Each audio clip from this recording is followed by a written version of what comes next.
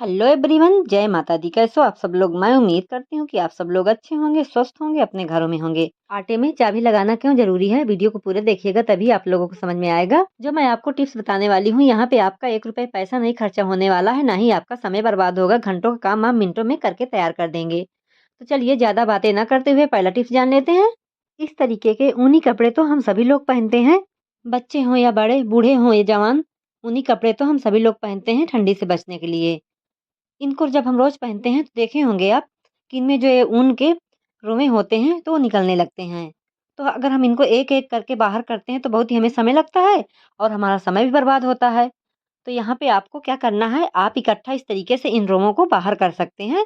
लेना है आपको कंघी, कंघी से इस तरीके से आपको चलाना है। स्वेटर हो या लोअर हो, इस तरीके से आप चला लीजिए। जितने भी इसमें रोमे होंगे वो आसानी से बाहर हो जाएँगे। तो यहाँ पे आप देख सकते हैं गाइस कितने आराम से ये रोमे बाहर हो रहे हैं। इसी तरह से आप भी अपने स्वेटर के रोमे बाहर कर सकते हैं। तो बहुत ही आसान तरीका है गाइस, एक बार ट्राई करके ज़रूर देखिएगा। अगर इन ऊन के रोमे को हम बाहर नहीं करते हैं, तो स्वेटर हमारा देखने में बहुत ही बुरा लगता है और उनको अगर हम एक-एक बाहर करते हैं, तो हमारा समय भी बर्बाद होता है। यहाँ पे आपको एक बात का ज़रूर ध्यान रखना है, अगर आप कंघी ले रहे हैं, तो पहले तो इस तरीके की लीजिए। अगर आप दोनों साइड वाले कंघी को ले रहे हैं, तो जिस साइड में छोटी कंघी रहती है, उसी साइड को इस्तेमाल करना है आपको। अगर बड़े वाले साइड में आप इस्तेमाल करेंगे, तो आपकी स्वेटर के रोमे बाहर नहीं होंगे। तो ध्यान रखिए, आपको पतली साइड वाली कंघी को इस्तेमाल करना है। तो मैं उम्मीद करती हूँ कि छोटा-सा टिप्स है ज़रूर यूज़फुल लगा होगा। अगर यूज़फुल लगा हो तो एक लाइक भी कर दीजिएगा। चलिए अगला हैक्स जान लेते हैं। अगला हैक्स है इस तरीके से आटे को लेकर। जब हम आटा इस तरीके से चालते हैं, जैसे हम चक्की से आटा पिसाते हैं या हम मार्केट से खरीद कर लाते हैं, तो कभी-कभी हो जाता है कि अच्छे से पीस नहीं पाते हैं या सिलन रहती है, तो इस तरीके से गुठलियाँ सी पड़ जाती हैं। अगर इन आटों की गुठलियों को हम हाथों से फोड़ते हैं, तो हमारा समय भी बर्बाद होता है। अगर इन आटे की गुठलियों को हम फोड़ेंगे नहीं, तो हमारा ज़्यादा आटा भी वेस्ट चला जाता है। तो यहाँ पे हमारा ना ही समय बर्बाद हो, ना ही आटा वेस्ट हो। तो यहाँ पे मैं आपको एक छोटा-सा टिप्स बताने वाली हूँ। क्या करना है आपको, जब भी आटा चालिए ना, तो इस तरीके से आटे में डाल लीजिए 2-3 चूड़ी। चूड़ी डाल लीजिए या आप चाबी के छल्ले डाल लीजिए।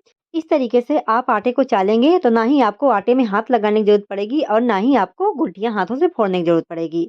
तो है ना कितना मस्त आइडिया?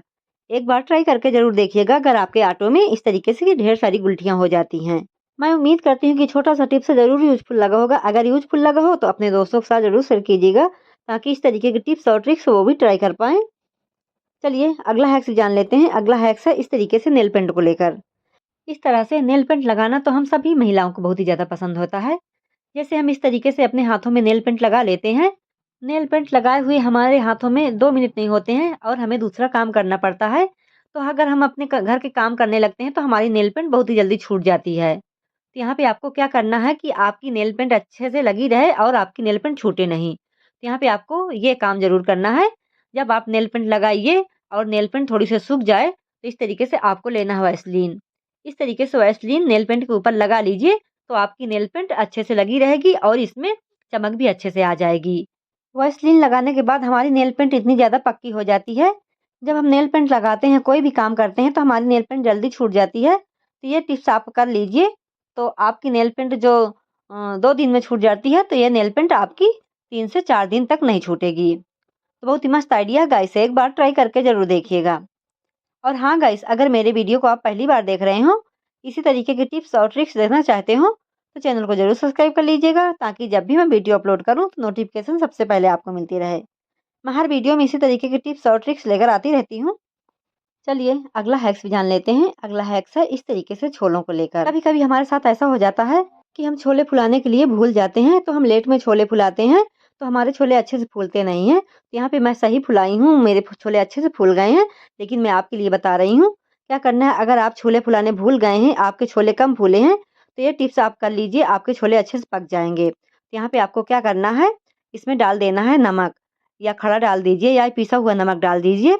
यहाँ पे आपको एक बात का ज़रूर ध्यान रखना है, जैसे आप नमक डाले हैं उबालते समय, तो आप जब छोले बनाएँगे तो इसमें नमक कम डालिए, नहीं तो आपके छोले में नमक ज़्यादा भी हो सकता है।